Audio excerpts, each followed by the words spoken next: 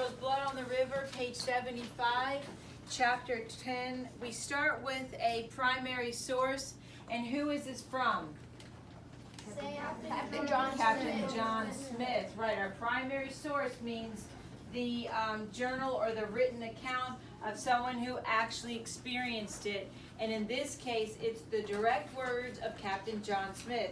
And he says, in italics again, it begins our chapter, "The people in all places kindly entreating us, dancing and feasting us with strawberries, mulberries, bread, fish, and other their country provisions, whereof we had plenty, of which Captain Newport kindly requited their least favors with bells, pins, needles, beads, or glasses, which so contented them that his liberality made them follow us from place to place, and ever kindly to respect us." Once again, the language is hard to follow because it's 400 years old, and you know how our language changes, like fashions change. But can anyone translate in a couple of words what this message is conveying? Can you translate what Captain John Smith is trying to tell us? Jamal. Like the Indians, like they're trying to be friends with the Indians, and like they're giving them stuff, so they give them stuff back. And Right, they're trading, things are good, they have food that they need, and the natives are benefiting as well because they are getting the glass, the beads, the metals, and things like that. Okay, Captain Newport goes off exploring with 8 or 9 gentlemen and a dozen sailors. They leave in the shallop, the small boat they put together here in Virginia, so they'll be able to navigate the narrow riverways. He takes Captain Smith along to be an interpreter with the Indians. Interpreter. That means someone who does what? Good. Translates the language. They go in search of gold and silver, and to find that the new passage to the Orient everyone is talking about. They don't take many provisions with them, or supplies. Provisions is supplies. Stay with me, boys and girls. Bottom page 75. They say that the last time they went exploring, each time they approached a village, the natives invited them in and fed them like kings. In Jamestown, we continue to work. We build a chapel for Reverend Hunt. We hang an old sail between 4 trees as an awning to protect us from the sun and rain, and nail a bar between 2 trees for the pulpit. The walls are rails of wood that let the sunlight right in, and logs on the ground are our pews. Reverend Hunt calls us together for prayer, to thank the Almighty for all that we have, and to ask for protection.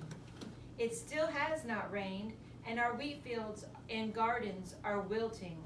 We have found no freshwater springs nearby, and so we are still dependent on the river for water. What's wrong with the river? it's salty. It's brackish, yeah, a little bit salty mixed in with the regular water. Richard, James, and I spend the afternoon bringing buckets of water from the river to dump on the tiny new shoots. When I take a drink, I find it is still salty, and I wonder if we are killing the young plants rather than saving them.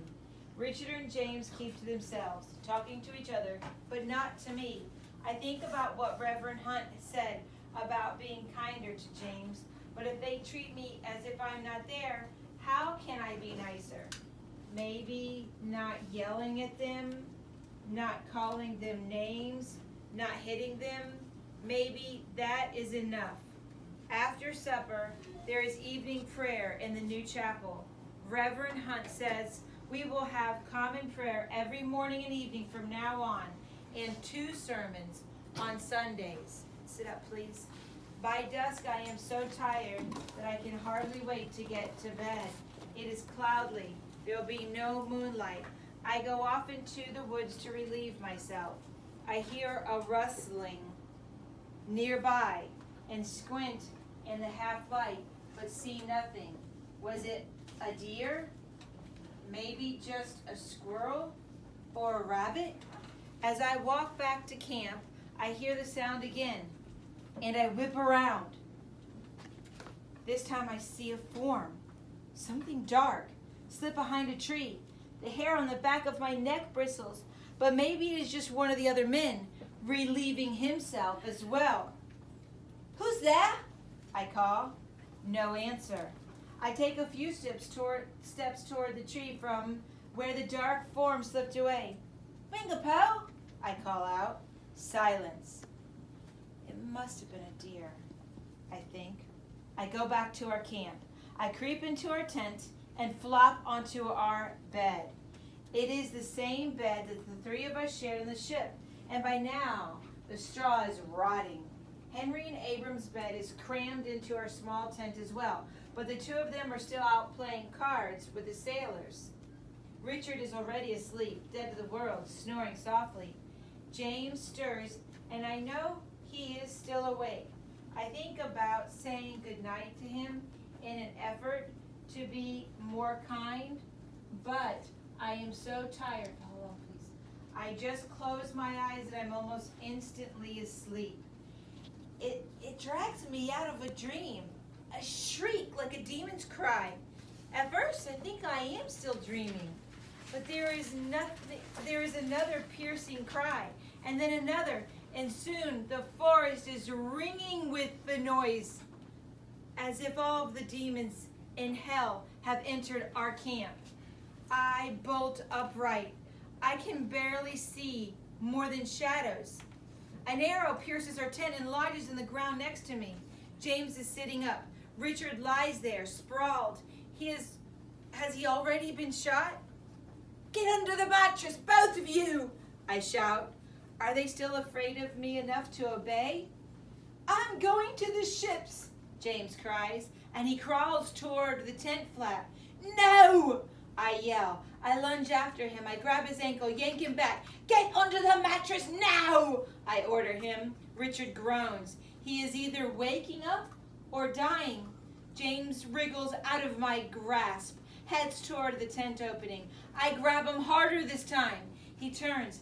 He sinks his teeth into my flesh. "Yo!" I snatch my hand back.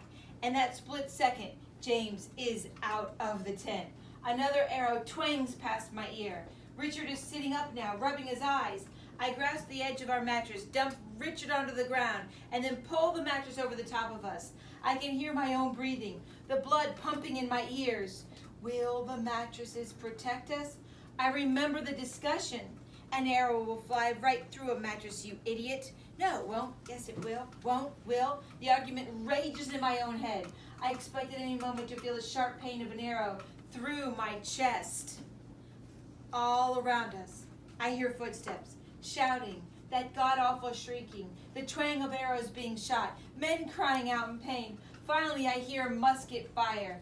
Kill them, I think, but the twanging of arrows continues. I feel the impact of as an arrow hits our mattress, but I feel no pain. Richard, are you hit? I shout. Silence. And then after a moment, I don't think so. I want to yell at him. That is a stupid answer. He is either in pain or not. But if I'm going to be nicer to James or Richard, now is the time. Do you hurt anywhere? I ask. He moves as if he is testing his body. No, he says. Suddenly there is a great boom. Someone has boarded one of the ships and is shooting the cannons. I hear a crackling and a crash, the cannonball hitting a tree. Then I hear the pounding of bare feet in retreat. Soon, all is quiet. If someone made it to the ship safely, James could be there as well, I think.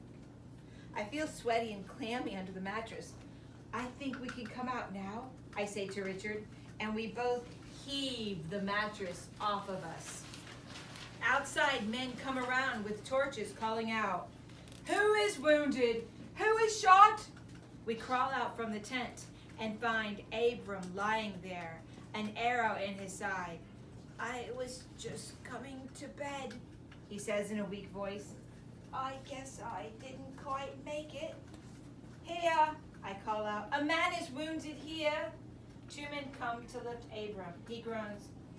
"We'll get you to the doctor," they say. "James, he went to the ships." I tell Richard. We make our way down to the riverbank where our ships are moored. Along the way, we step over arrows lying everywhere on the ground. Captain Gosnell comes walking up from the river.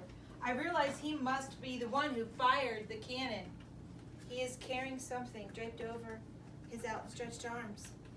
In the gloom of the cloudy night, I can't see what it is. I hear running footsteps behind us. "Captain," a man calls out, "there are 17 wounded, no one dead." The running man holds a torch, and as he comes closer, the torchlight glints off of Captain Gosnell's armor and makes clear what he has in his arms. It is James, his thin body lying limp. "No," says Captain Gosnell gravely, "this one is dead."